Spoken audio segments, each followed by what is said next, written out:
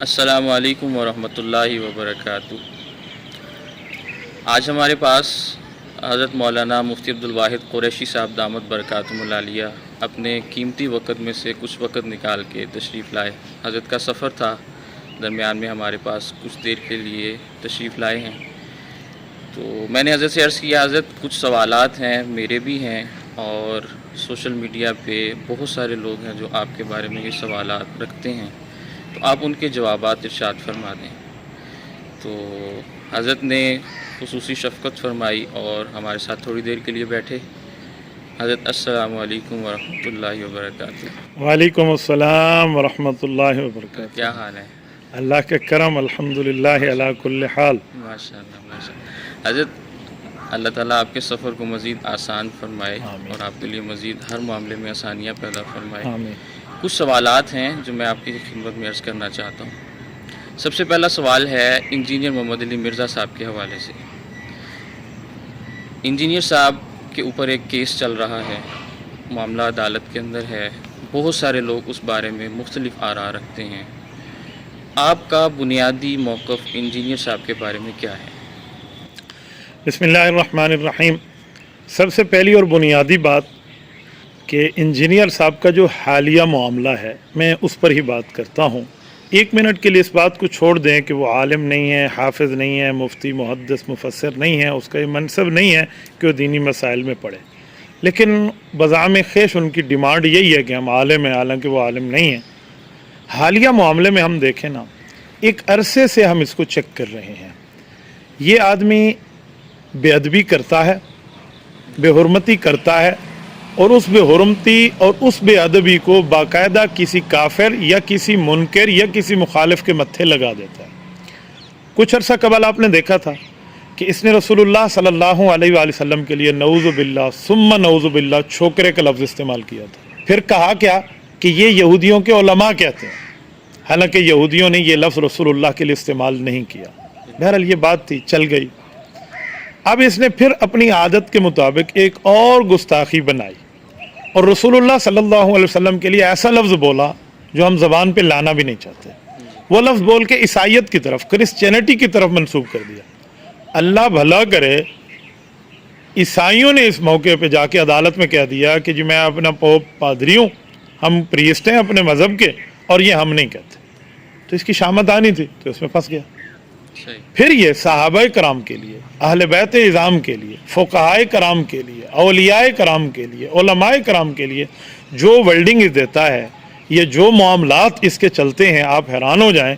صحابہ کرام کے لیے، خصوصاً رسول اللہ صلی اللہ علیہ وآلہ وسلم کے گھر کے فرد حضرت معاویہ رضی اللہ عنہ کے لیے، کاتب الوحی کے لیے کیا کہنا کہ جی میں تنگ دل کے ساتھ، دبے لفظوں کے ساتھ ان کو رضی اللہ عنہ کہتا ہوں۔ اچھا، پھر اس کے ساتھ حضرت اماں عائشہ رضی اللہ عنہ ام المؤمنین کے لیے لفظ ظالمہ استعمال کرنا، اور پھر اس کے ساتھ ساتھ میں حیران ہو جاتا ہوں باقی صحابہ کرام کے لیے ایسے ورڈ استعمال کرنا جو انتہائی بے ادبی، بے حرمتی، گستاخی پر مشتمل ہوں۔ پھر اہل بیت کے معاملے میں امام حسن رضی اللہ تعالیٰ عنہ کے حوالے سے کہ اتشائی کوئی نہیں، یہ اس طرح کے جملے، تو یہ اس کا منہ اللہ معاف فرمائے گٹر بنتا جا رہا ہے۔ اور اوپر ٹائٹل کیا ہے کہ میرے نبی سا ہے ہی کوئی نہیں۔ جب میرے نبی سا ہے ہی کوئی نہیں تو تیری زبان بھی نبی پاک صلی اللہ علیہ وسلم کے اخلاق کے تابع ہونی چاہیے نا۔ یہ تو وہی بات ہوئی کہ جملہ میرے نبی سا کوئی نہیں اور اندر سے جو مرضی آئے کرو۔ حضرت علی المرتضیٰ رضی اللہ تعالیٰ عنہ خوارج کے مقابلے میں تھے، تو خوارج کیا کہتے تھے؟ ہم علی کی مانیں یا قرآن کی مانیں؟ نعوذ باللہ انہوں نے حضرت علی کو قرآن کے مقابلے میں لا کھڑا کیا۔ تو حضرت علی نے کیا جواب دیا تھا؟ کلمۃ الحق ارید بہا الباطل۔ فرمائے ٹائٹل ٹھیک ہے، اندر معاملہ غلط ہے۔ تو خارجی پکڑے گئے۔ حضرت عبداللہ بن عباس رضی اللہ عنہما گئے اور پوری ترتیب کے ساتھ پھر واپس آئے۔ جن کو اللہ نے ہدایت دی، جن کو نہیں دی وہ جنگ نہروان میں ان کا کام پار ہو گیا۔ تو یہاں بھی کلمۃ الحق کی ارید بہا الباطل، میرے نبی سا ہے ہی کوئی نہیں، یہ جملہ لفظ بہتر ہے، اندر گستاخیاں بنا بنا کے کافروں کے متھے مار دو، اندر گستاخی بنا بنا کے مخالف کے متھے مار دو۔ تو جیسے ہینڈ پکٹر ہوتا ہے نا، اپنے ہاتھ سے بنانے والا، اپنے پیٹ سے بنانے والا، تو یہ ایسے ہی ہے، یہ گستاخی بنا کے ان کے متھے مار دو، اوپر ٹائٹل لگایا ہوا ہے۔ تو ہمارا موقف یہی ہے۔ اس بارے میں ایک جملہ کہوں گا، وہ قول فیصل ہے کہ حکومت کے گھر میں معاملہ ہے، حکومت کے پاس یہ معاملہ آ چکا ہے، सिर्फ 295C नहीं आई, 298A भी आ गया है, गुस्ताखी सहाबा, गुस्ताखी आले बैत और मजहबी मुनाफरत का केस भी आ गया है। तो अब हुकूमत इसको करार वाकई आइन और कानून के मुताबिक सज़ा दे तो ये बहुत बेहतर होगा। अच्छा हज़रत, बहुत सारे उलमा किराम भी हैं जिनमें एक बहुत बड़ा नाम है हज़रत मौलाना मुफ्ती तारिक मसूद साहब का, वो भी इंजीनियर साहब के हक़ में बोले हैं। देखें मौलाना, बहुत से उलमा नहीं हैं, उलमा में सिर्फ मौलाना मुफ्ती तारिक मसूद साहब का अभी तक नाम सामने आया है और बाकी कोई इक्का दुक्का राय सामने आई है। लिबरल्स बोलेंगे, उलमा उसके हक़ में नहीं बोल रहे। मुफ्ती तारिक मसूद साहब की वजाहत आ गई है, मैं इस पर अपना मौक़िफ़ पेश कर चुका हूँ, उसके बाद उनकी वजाहत आ गई है, उसको मुख्तलिफ़ चैनल्स ने भी अपलोड कर दिया है, जिसमें मुफ्ती तारिक मसूद साहब ने कहा मैंने मिर्ज़ा के हक़ में कोई बयान नहीं दिया। वो कह रहे हैं मेरी राय ये है कि इस पर 295C नहीं लगती, ये उन्होंने कहा मेरी राय है। उसके बाद उन्होंने कहा कि जी अगर इस पर कानून के मुताबिक लगती है तो आप लगा दें। फिर उनने साथ ये भी कह दिया कि इस पर सहाबाए कराम अहले बैत इज़ाम की बेहुरमतियाँ हैं, वो दफ़ात भी लग सकती। इंजीनियर अली मिर्ज़ा के हवाले से जो मैंने बात की है 295C के हवाले से, उसी जुम्मे के बयान में अपने जो मेरे मुफ्ती तारिक मसूद स्पीचेस से चला है, उसका असल में पहला हिस्सा काट के तो लोग बहुत ज़्यादा चला रहे हैं, जिसमें आके 295C नहीं बनती। बाकी आगे पूरा बयान अगर मेरा सुना जाए तो उस पूरे बयान में मैंने इंजीनियर के बारे में ये वजाहत की है और बबांगे दोहल ये बार बार इस जुमले को रिपीट किया है कि ये एक नंबर का बदतमीज़ आदमी है। असहाब रसूल, ताबिईन, हत्ता के पैगम्बर सल्लल्लाहु अलैहि वसल्लम और अंबिया किराम, ऐसे ऐसे उल्ट पटांग अल्फाज ये इस्तेमाल करता है पैगम्बरों के बारे में। उसके मौलाना इमरान सफदर साहब के क्लिप का मैंने रेफरेंस इसी वजह से दिया था कि किसी ने इसकी बदतमीजियां और बेअदबियां देखनी हो तो उनका क्लिप जाके सुन ले। कैसर अहमद राजा साहब ने भी, मौलाना इमरान सफदर साहब ने भी बहुत इसकी चीज़ों को हाईलाइट किया और वैसे भी वो सब चीज़ें सारी दुनिया के सामने हैं।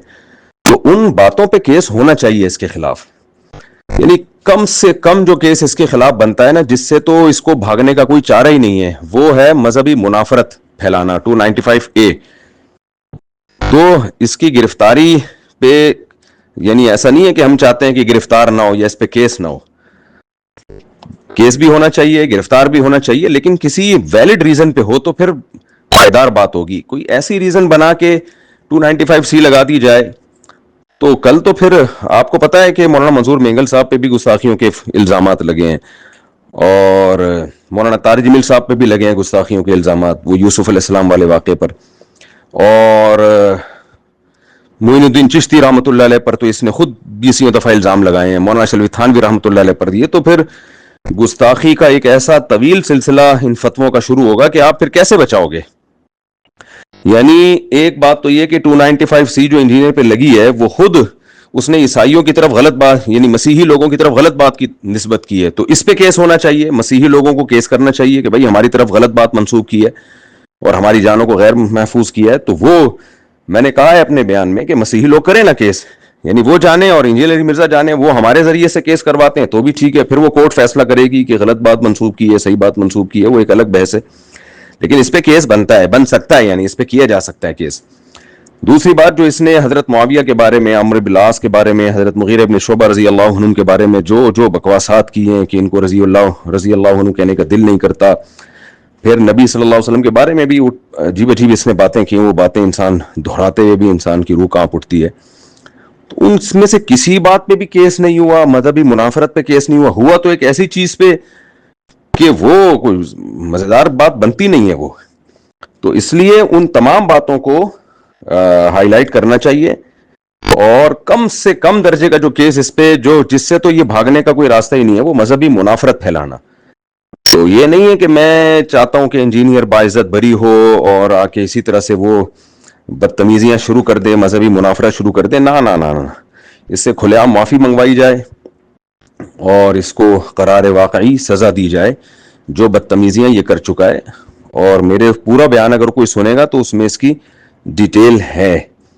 ये जो आपने मुफ्ती अब्दुल वाहिद कुरैशी साहब के बारे में मुझसे कहा कि मुफ्ती अब्दुल वाहिद कुरैशी साहब ने भी एक क्लिप बनाया मेरे बारे में और कहा है कि इसका तो काम ही यही है, तो इसको हम कैसे फेवर दें। देखें, इसका काम वाकई यही है, ये यही करता है, तो इसको फेवर मत दें, लेकिन इसकी मुखालफत भी, यानी जो केस इस पे डाला जाए तो वो केस डाला जाए ना जो सही केस हो, اس کا تو کام ہی یہی ہے, تو ان بات اس کو بنیاد بنایا جائے نا کہ اس کا تو کام ہی یہی ہے, تو ان کاموں کو کورٹ میں ہائی لائٹ کیا جائے, ان کاموں پہ ایف آئی آر کٹوائی جائے کہ 20 چیزیں اس کی سامنے لائی جائیں کہ دیکھیں اس نے فلاں موقع پہ یہ کہا, فلاں موقع پہ یہ کہا, فلاں موقع پہ یہ کہا, فلاں موقع پہ یہ کہا, جس سے مسلمانوں کے جذبات مشتعل ہوتے ہیں. تو اس پہ ہمیں کوئی اعتراض نہیں ہے, لیکن 295C کی جو ہم نے وہ پڑھی ہے, اس پہ جو ایف آئی آر کٹی ہے, وہ ایف آئی آر میں یہ الفاظ ہیں کہ اس نے عیسائیوں کے بارے میں کہا کہ عیسائی ہمارے پیغمبر صلی اللہ علیہ وسلم کو ایسے ایسے الفاظ کہتے ہیں. اب یہ تو آپ خود بتائیں نا کہ اگر اس بیس پہ 295C ہوتی ہے, کل کوئی اور منظور منگل صاحب پہ, مولانا منظور منگل صاحب پہ کر دے گا, کل کوئی اور ہم پہ کر دے گا, کل کوئی اور کسی اور پہ کر دے گا, تو اس سے تو 295C کھلواڑ بن جائے گا اور کچھ بھی نہیں ہے. تو میرا خیال ہے کوئی بھی ذی ہوش میری اس بات کا انکار نہیں کرے گا. باقی میں اپنی بات دوبارہ ریپیٹ کرتا ہوں کہ میں تو جیلم گیا تھا انجینئر کو لگام دینے کے لیے, تو میں کیسے اس کی آرا سے متفق ہو سکتا ہوں, اور میں نے تو اس کے بارے میں یہ الفاظ کہے ہیں بیان میں کہ اس کو منہ کی بواسیر ہے, یہ کسی بھی وقت کچھ بھی منہ سے بول سکتا ہے, اس کو لگام دینے کی ضرورت ہے.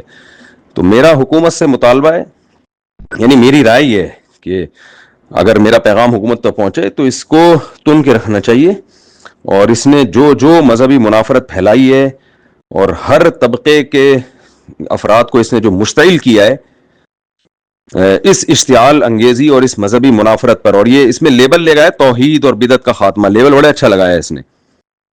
تو یہ اس بدتمیزیوں پہ اس کو قرار واقعی سزا ملنی چاہیے, اور اگر کوئی واقعی صاف لفظوں میں گستاخی کا واقعہ بھی اس کی زبان سے صادر ہوا ہے صاف لفظوں میں, جس کا کچھ اور مطلب بنتا ہی نہیں ہے, تو اس پہ اگر 295C لگتی ہے تو وہ بھی لگانی چاہیے, اس کے اوپر اس پہ بھی کیس ہونا چاہیے. تو بہت اچھا ہوا کہ مفتی طارق مسعود صاحب نے بر وقت اپنی رائے کی وضاحت کر دی ہے کہ میں کوئی انجینئر کو پاک صاف اور پاک باز بندہ نہیں سمجھ رہا, وہ گستاخیاں ضرور کر رہا ہے, 95 سینے لگے تو 98 ہے تو لگے نا, تو انہوں نے وضاحت دے دی ہے, اسی لیے مفتی طارق مسعود صاحب والا معاملہ یہاں کلوز ہو گیا. اچھا حضرت, آج کل آپ بریلوی علماء اور اہل حدیث علماء کو بہت خراج تحسین پیش فرماتے ہیں, اور اس بارے میں لوگ بھی بڑے حیران بھی ہیں اور پریشان بھی ہیں, تو ایسا کیوں دیکھنے میں آ رہا ہے, سننے میں آ رہا ہے؟ دیکھیں, یہ آج کی بات نہیں ہے, ہمارے اکابر کی ترتیب ہے کہ ہم اہل کفر اہل باطل کے مقابلے میں ہمیشہ ایک ہیں. آپ عقیدہ ختم نبوت کے معاملے میں دیکھیں تو بریلوی, دیوبندی, اہل حدیث علماء میں کوئی اختلاف نہیں ہے. اسی طرح اب انجینئر مرزا کے معاملے میں دیکھیں تو بریلوی, دیوبندی, اہل حدیث علماء میں کوئی اختلاف نہیں ہے. ہم وہاں بھی ایک, ہم یہاں بھی ایک. گھر کے معاملات ہیں, آپس کے معاملات ہیں, وہ اختلاف چلتے رہیں گے, وہ گھر میں بیٹھ کے حل ہوں گے. لیکن انجینئر جو اللہ کے رسول کے لیے جملہ کہہ رہا ہے, صحابہ کرام کے لیے جملے بک رہا ہے, اہل بیت اعظام کے معاملے میں بے حرمتی کا کام لے رہا ہے, فقہاء, علماء, اولیاء کے بارے میں جملے کہہ رہا ہے, تو اس بارے میں یہ تو بہت اچھا ہے کہ بریلوی, دیوبندی, اہل حدیث ایک ہو گئے ہیں. یہ میری چاہت تھی کہ یہ ایک ہوں, اللہ نے ایک کر دیا ہے. جب میں نے دیکھا کہ ہمارے اہل حدیث علماء, ہمارے بریلوی علماء, علماء دیوبند کی طرح انجینئر مرزا کا مقابلہ کر رہے ہیں, تو پھر ہمارا حق بنتا ہے کہ ہم ان کو اپریشیٹ کریں. میں نے اس لیے جملہ بریلوی علماء کا نام لے کر ان کو خراج تحسین بھی پیش کیا, ان کو شاباشی بھی پیش کی, اور ان کے بارے میں باقاعدہ اپریشیٹنگ کے الفاظ بولے.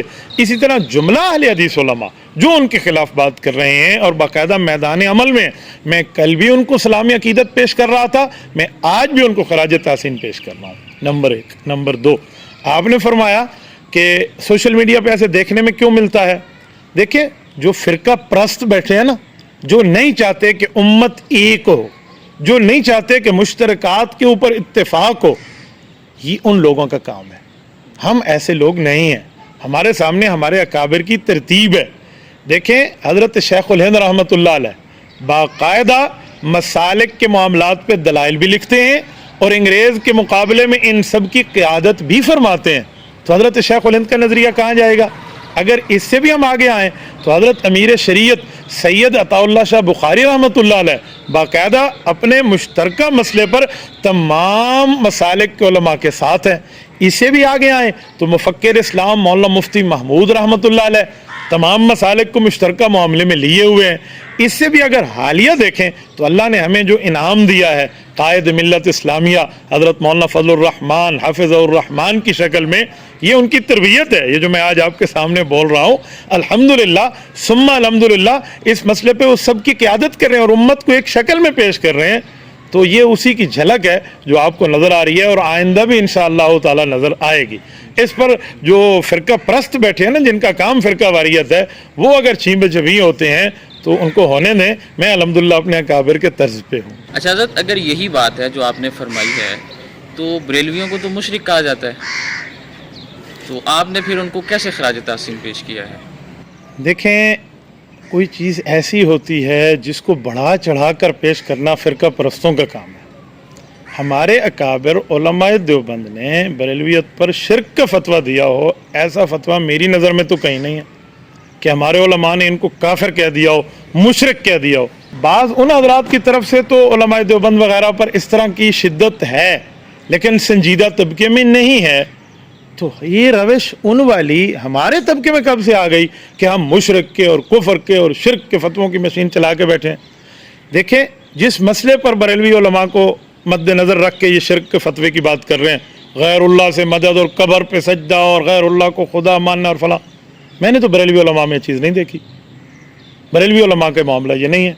कब्र पे सजदा, इसके लिए तो गोलड़ा शरीफ से लेकर मौलाना अहमद रज़ा ख़ान साहब तक बाकायदा मना मौजूद है। उनके उलमा बाकायदा इसको मना करते हैं कि आप ऐसा न करें। मैंने तो नहीं देखा कि ये लोग शिरक करते हों, शिरक में मुब्तला हों। भाई, शिरक में मुब्तला देवबंदी हो, वो भी मुसलमान नहीं है, आप किसी और की बात करते हैं। तो इस तरह खामखा से किसी के ऊपर शिरक का फतवा, कुफर के फतवे की मशीन, ये रविश इंतहाई ख़तरनाक है, ये हमें नुकसान देगी। मैं कम अज़ कम इस रविश को कभी भी अच्छा नहीं कहूँगा और इस रविश की तायद नहीं करूँगा। अच्छा हज़रत, हाल ही में हमने एक मामला देखा है जो सोशल मीडिया पे बहुत ज़्यादा उठाया जा रहा है, वो ये कि आप बरेलवियों के जलसों में शिरकत फरमाते हैं और बाज़ाब्ता महफ़िल मिलाद के नाम से कुछ उन्वानात भी लिखे गए हैं आपके हवाले से, और उस पर एक लंबी चौड़ी गुफ्तगू भी सोशल मीडिया पे चल रही है, कुछ क्लिप्स भी हैं, तहरीरें भी हैं। तो आप इस बारे में क्या फरमाते हैं? आप वाक़तन उनके जलसों में शिरकत फरमाते हैं? देखें, सबसे पहली और बुनियादी बात कि प्रोपेगंडे की न माँ होती है न बाप होता है। प्रोपेगंडा जैसे चलता है चलता रहता है। मैंने अभी तक तो किसी बरेलवियों के जलसे में शिरकत नहीं की। जिस हवाले से आप बात फरमा रहे हैं वो उलमाए देवबंद का जलसा था, दीनपुर तहसील करोड़ ज़िला लिया में। हर साल वो लोग नबी पाक सल्लल्लाहु अलैहि वसल्लम के हवाले से महफिल कराते हैं, वहाँ उलमाए देवबंद शरीक हैं। कोई अकेला मैं नहीं हूँ, हज़रत मौलाना अब्दुल सत्तार तौसी नव्वरल्लाहु मरकदहू के ख़ानदान के चश्मो चिराग उसमें मौजूद हैं।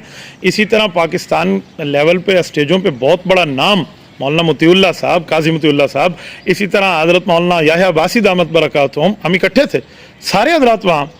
तो मौलाना अब्दुल हमीद तौसी साहब वो भी, तो ये सारे अकाबिर शरीक वहाँ के मेज़बान उलमाए देवबंद, जलसा उलमाए देवबंद का, प्रोग्राम उलमाए देवबंद का, सारा मामला उलमाए देवबंद का। वो महफिल मीलाद उस पर लिखा हुआ है, वो लिखा हुआ था महफिल मकसद मीलाद, ये पता नहीं ज़िक्र मीलाद। तो शायद कोई कंपोज़र ने लिख सका हो ज़िक्र का लफ्ज़। इतनी सी बात के ऊपर बरेलवियों का जलसा बन जाता है, इतनी सी बात के ऊपर हम सब बरेलवी उलमा में कन्वर्ट हो जाते हैं। ये फ़िरका परस्तों ने ऐनक लगाई हुई है, इन बेचारों को पता ही कख नहीं है कि राब्ता करके कोई पूछ लिया जाए कि वहाँ मामला है क्या। नंबर एक। नंबर दो, मुझे आप एक बात बताएं, रसूलुल्लाह सल्लल्लाहु अलैहि वसल्लम के मीलाद का जिक्र करना जुर्म है? रसूलुल्लाह सल्लल्लाहु अलैहि वसल्लम के मीलाद के मामले की बात करना ये गलत है? नबी पाक का जिक्र मीलाद, मकसद मीलाद, ये बताना जुर्म है? हज़रत थानवी रहमतुल्लाह अलैह के खुतबात आपने देखे? अब हकीमुल उम्मत मौलाना अशरफ अली थानवी, उनके खुतबात उठाएं, उनमें पूरी 5वें नंबर की जिल्द है, खुतबात मिलादुन नबी, लगाएं फतवा हज़रत थानवी पे। वहाँ मकसद मिलाद का लफ्ज़ भी नहीं है, ज़िक्र मिलाद का भी नहीं है, तज़किरा मिलाद का भी नहीं है, वहाँ लफ्ज़ है खुतबात मिलादुन नबी सल्लल्लाहु अलैहि वसल्लम। आप हज़रत थानवी फतवा लगाएं। फ़िरका परस्तों ने अपनी ऐनक लगाई हुई है, 1.5 इंच की मस्जिद बना रखी है, जो बात भी इनको हो रहा है बिदत बिदत बिदत, अखबल शक्ल गोरा। अपने आप को देखो, अपनी कद को देखो, मज़हब के ऊपर बैठ के 2 नंबरियाँ करते हैं।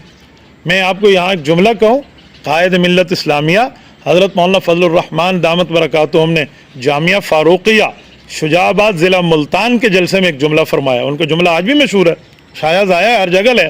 وہ کہہ رہے ہیں دیوبندیت کے نام پہ دکانیں بنانے والوں، دیوبندیت دکانداری کا نام نہیں ہے، دیوبندیت راہ اعتدال کا نام ہے۔ اور دیوبندیوں کو سمجھانا چاہتا ہوں جنہوں نے گھر گھر دکانیں کھول رکھی ہیں دیوبندیت کی، میں ان لوگوں کو سمجھانا چاہتا ہوں کہ میرے اکابر نے دیوبند میں مدرسہ ہمارے لیے دکانیں کھولنے کے لیے نہیں بنایا تھا، ہمارے مذہبی کاروبار کے لیے نہیں بنایا تھا، ان کا ایک عالمگیر آفاقی اور جہانگیر پروگرام تھا، اس کو مد نظر رکھتے ہوئے انہوں نے یہ ادارہ قائم کیا تھا۔ ہم نے حضرت مولانا فضل الرحمان صاحب سے یہی اعتدال تو سیکھا ہے۔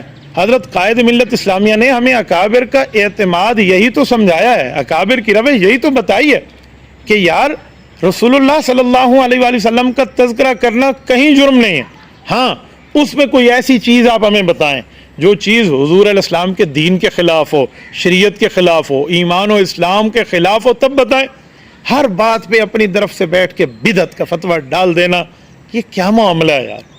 یہ چند فرقہ پرست ہیں، 2 4 5 جن کی اپنی روزی روٹی اسی فرقہ واریت پہ لگی ہوئی ہے، جن کا کام لڑانے پہ لگا ہوا ہے۔